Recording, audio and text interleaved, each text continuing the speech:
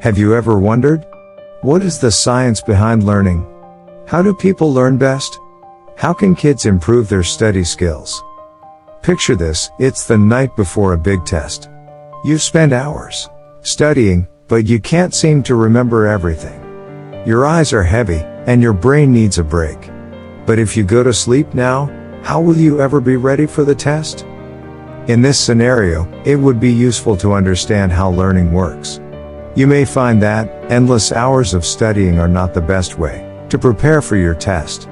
Instead, a good night's rest could be even more important for your success. Have you ever wondered how people learn? It happens in the brain, of course, but what exactly occurs to make learning happen? And is there anything people can do to make learning easier?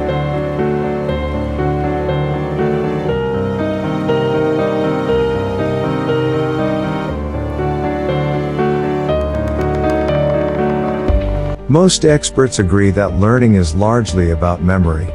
When a person encounters a new idea or activity, their brain stores the information in a neural pathway. However, that doesn't mean that learning is over. Brand new information exists in the brain as part of short-term memory. That means the brain will not retain the new knowledge unless it deems it worth keeping. For new knowledge to be retained, it must become part of the brain's long-term memory. In order for that to happen, the brain has to determine that the information is important enough to keep. So, for learning and teaching, the question is, how do we convince the brain that new information is important? Have you ever heard that practice makes perfect? In learning, this statement may ring true. The more you practice a new skill, the more likely you are to learn it.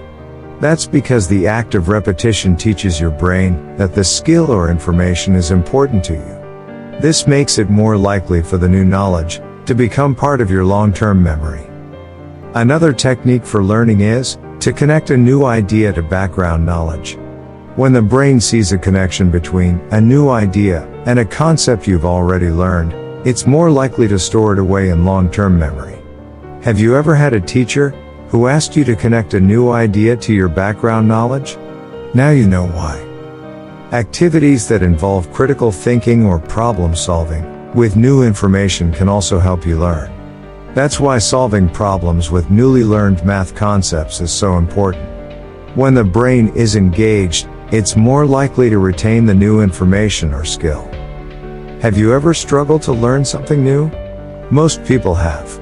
In these situations, there are many techniques that can help. Looking at real-world examples of a new concept can make a big difference. You can also talk about what you're trying to learn with a classmate. This can go a long way in the learning process. Another effective technique is to watch another person who's already an expert in the new concept. Ask them to model their thinking or process for you.